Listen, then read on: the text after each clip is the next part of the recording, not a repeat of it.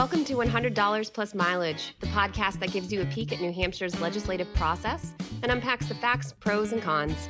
The New Hampshire legislature will vote on over 1,000 bills this year, which is a lot to follow. Each week, this podcast highlights one bill that might not be getting news coverage, but still could impact you. I'm Anna Brown, Director of Research and Analysis for Citizens Count. And I'm Mike Dunbar, Content Editor for Citizens Count. Anna, chances are you can't drive down any street in your neighborhood without being confronted with this issue. And I'm talking about litter. So New Hampshire is famously picturesque, but it seems many are intent on changing that given the number of discarded cans and fast food bags strewn along our roadsides. Now, some legislators in Concord think it's time to increase the penalties for littering, and they've actually introduced legislation to do just that. That's right, HB 1461 and HB 1571. It's like you knew I was going to ask that. All right, well... It's like I knew what this podcast was about. Why don't we start by laying out the law as it currently stands? Okay, there are two different areas of New Hampshire law that forbid littering, RSA 265:102 and RSA 163-B. So most littering offenses are treated as a violation, like a speeding ticket, subject to a $62 fine. More serious littering involving hazardous materials or large quantities of trash could be a misdemeanor or run afoul of other environmental protection laws.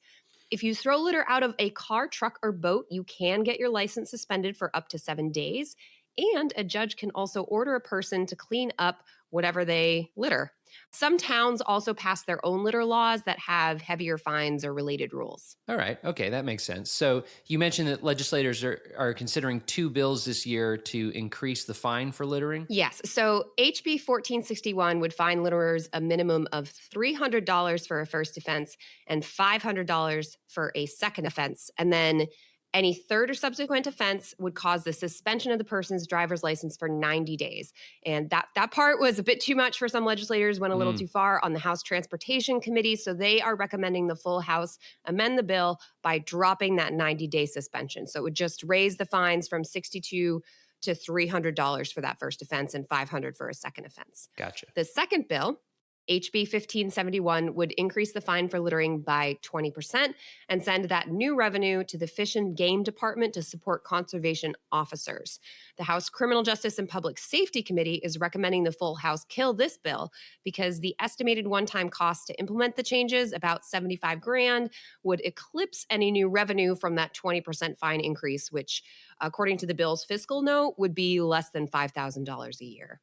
The bigger fine increases in HB 1461 would more quickly cover those one-time costs to update state systems. So once again, if you're looking at those fiscal notes on the bills, they had some data on previous years, how many fines were brought in, what the revenue was like. So in 2020, the state issued 170 fines for littering and in 244 in 2019. So if each of those violations had carried a $300 fine instead of $62, the state would generate about $125,000 over the 2 years, which would be more than enough to cover any system update. So, you have to kind of do a little bit of fuzzy math because you don't know exactly how many people are going to litter and get fined for it. But definitely the larger increase would generate a lot more revenue than just a 20% increase. Right. And maybe we should take a step back here as well and just think about generally the pros and cons of this whole situation. So obviously, increasing the fine for littering across the state would give sharper teeth to the state's litter laws, so that would be a good thing. Given the prevalence of rubbish along New Hampshire's roadways, some folks argue that small fines just aren't getting the job done. People aren't afraid of getting that $62 fine.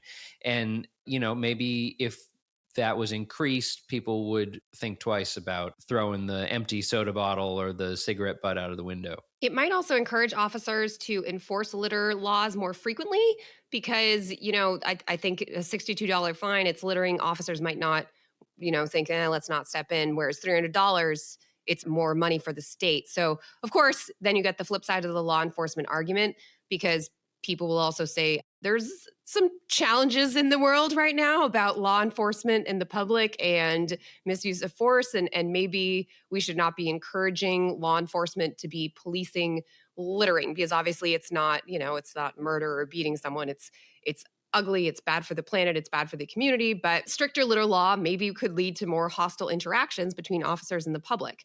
And so, okay, so what could you do instead? Maybe some sort of positive approach, like an education campaign, more public trash cans, more litter collection crews. I know even on Reddit, I've seen that they call it like a trash tag. It's a play on the word hashtag, obviously. And the idea is you take a picture of a place in your community that has a ton of litter, you clean it all up, you take the picture afterwards of all your bags of trash and how beautiful and pristine it is.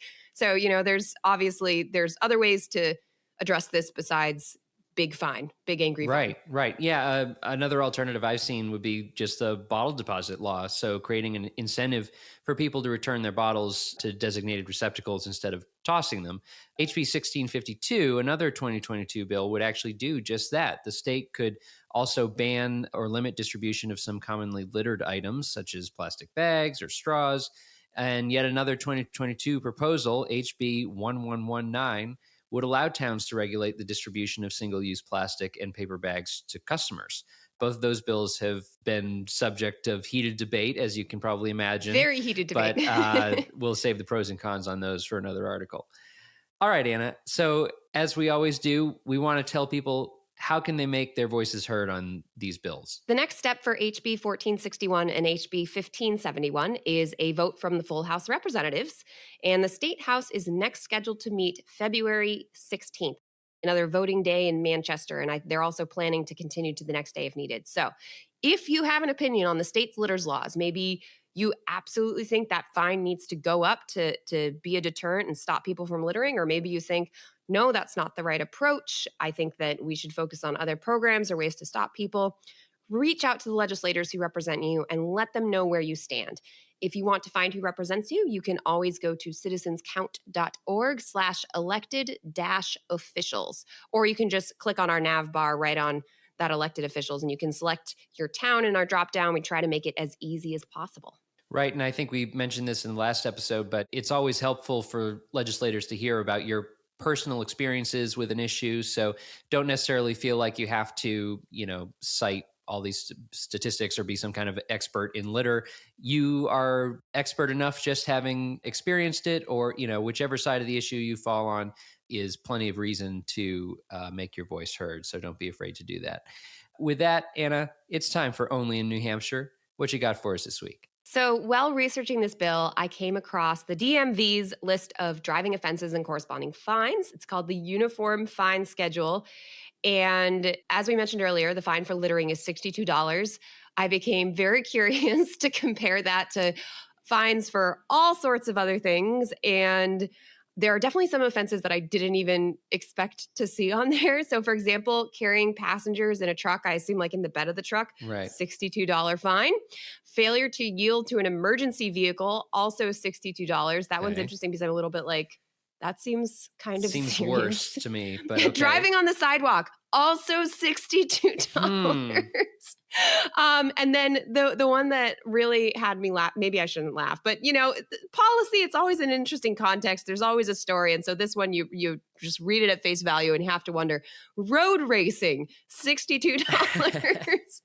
So I can only assume that's because there are heftier fines for speeding, which that's like on a graduated. So like the more and more above the speed limit you are, the more and more money it is. And that can be hundreds of dollars. What if you're not speeding though? What if you're road racing very at the speed limit? Slow road racing? Well, $62, Mike. What else do you need to know? If you're on that tricycle in the road, it's $62. Although now that I think about it, there's probably, maybe you could be cited for not wearing proper like protective gear or something on your bike. I don't know. Excessive motorcycle noise related issue, $124. So very loud, nasty motorcycle right now. You're still paying more than someone littering. So, that's a value or judgment. Or driving there. On the sidewalk. I don't know.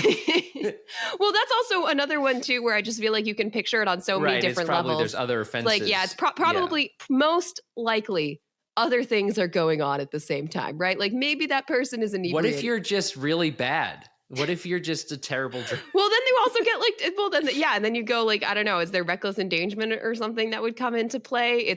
But just on top of that, they can be like, also you drove on a sidewalk, $62. Right. Although to be fair, please. That is a little scary for me because we talked about me and my husband driving. He has pointed out to me, I clip corners all the time. Like it's bad. It's bad. So I probably shouldn't be saying that on this podcast because evidently, I mean, for all I know, I could get a $62 fine for that. He's just afraid I'm going to pop a tire one day. But well, that's I probably, just really don't want to veer on the other side. That's probably, no, I'm thinking that's because of your inner road racer is coming out and you're just, what I was going to ask is which of us do you think would win in a road race if we were risking the $62 fine? I mean, obviously me. You are way too polite. You are way too polite. You're the type of person where someone walks into you and you say, I'm sorry. I'm sorry. Well, that about wraps up our episode for today, but you can find more information and episodes at citizensaccount.org. We'd like to thank Franklin Pierce University for producing and the Granite State News Collaborative for hosting. Our theme music is composed by me, Mike Dunbar. And lastly, we thank you for giving us a listen and thinking about how you can be part of what makes New Hampshire by the people, for the people.